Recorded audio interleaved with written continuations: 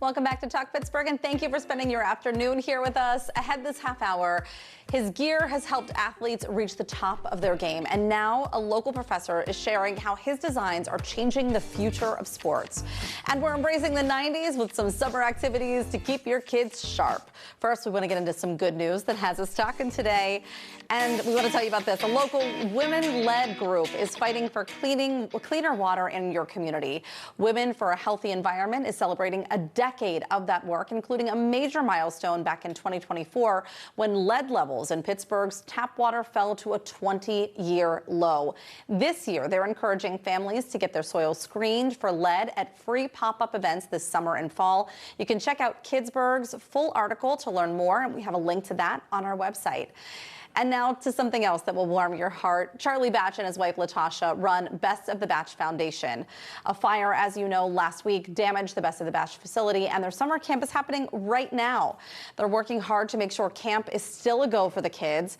And we want to tell you about this because yesterday a little girl, a current camper, walked in with an envelope, and in it, 5 $1 bills. The envelope was addressed to Mr. Charlie Batch, and there was also a note that said, "Dear Mr. Charlie, I have a donation from my allowance." She handed it to Charlie when she walked into camp. His wife Tasha sent us this photo and said, "This is my why."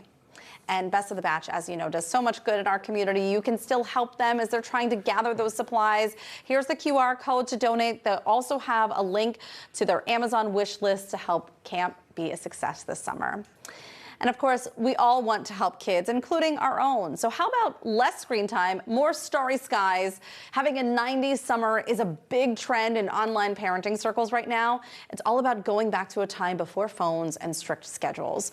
But we don't want our kids to completely lose structure. So how do we take our foot off the gas without falling victim to the summer slide? Educator and literary specialist Caitlin Lucas has some easy ways to make it happen. So good to have you here. Thank you for having me again. How's your summer going? It's flying by. It is, I'm sure. I'm sure. Let's talk about this trend and what it has to do with learning and literacy. So I love this trend, and I love it for a lot of different reasons, and probably not for some reasons that people kind of expect me to love it.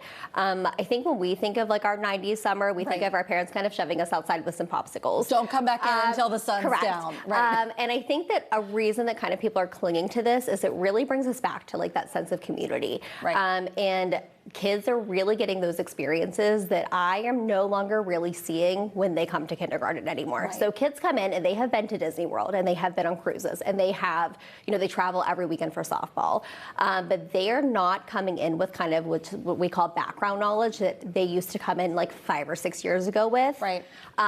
So this 90s summer trend though is kind of bringing us back to that like wholesome background knowledge and those experiences that I think that those kids need to come back to. Well, it's even that idea of their problem solving if they're out and they're playing with their friends and there's no adult supervision. Correct. They are problem solving when there's a little argument between the two of them and they're not just automatically turning to tell on somebody and all of that. So there is like all of that learning that's happening or even socially. like things like Game Changer. Like my kids don't know the scores of anything anymore because Game Changer kind of takes that away from them. So like if they're playing a pickup game, you know, like, wiffle ball. win? Yes. Like so like wiffle ball is great because like then they're like, oh, we know the scores of those things. Right. So again, we want to talk about the summer slide too in all of this because we want our kids to stay sharp as the summer's rolling on. And you brought some stuff in here. What is this? So surprisingly, with that 90s trend, all of the things that your kids need this summer, I have in here. And last year I talked about all of those literacy skills, and these are a little bit different tangible things.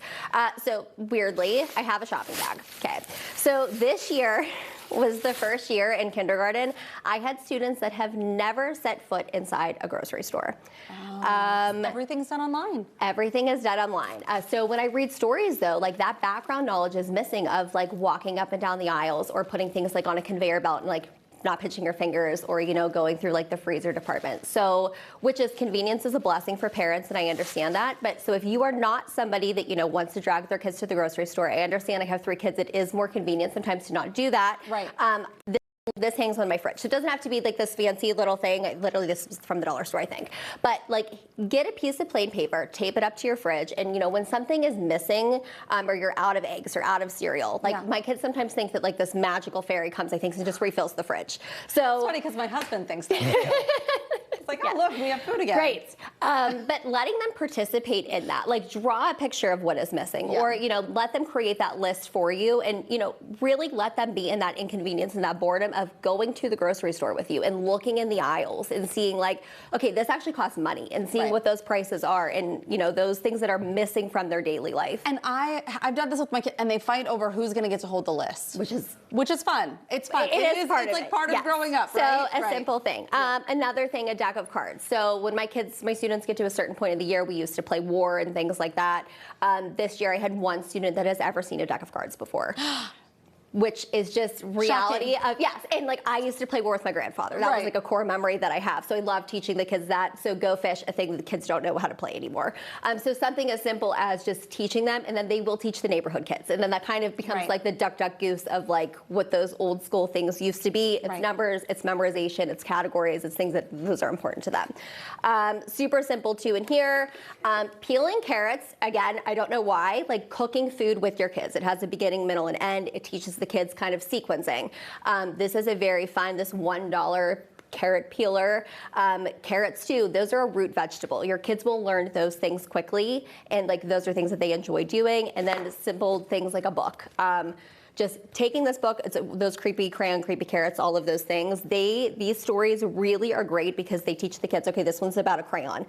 Some kids also never see crayons until kindergarten. They color on their iPads, and it's like a great thing to say, okay, like, let's take this book and run with it. I love that everything you've brought in here, when I think of Summer Slide, I think, oh, our kids aren't reading enough this summer, or they're not doing, you know, they're not practicing their sight words enough. But everything you've brought here is more, again, on that building of social skills and things that we need, life skills, really. Right, and early literacy really is language. And I think that the parents sometimes, as long as like I can teach any kid to read words, but if they can read like a sentence like, you know, the rabbit walked or hopped in the garden, but they don't know what a garden is, or they don't understand what a rabbit is, they're missing, that's what background knowledge is. Yes, it's that context that happens at home. Really great stuff. Thank you so much for joining us today. Thank you for having me. We're gonna link you up to Caitlin's Substack. She's got a ton of really good information for parents there too. You can head to kdka.com/connect, /Talk Pittsburgh rather, and we'll connect you there.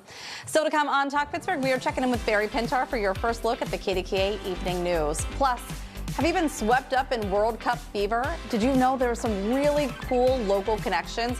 We're getting to the bottom of one of them by learning the deets on cleats. That's next.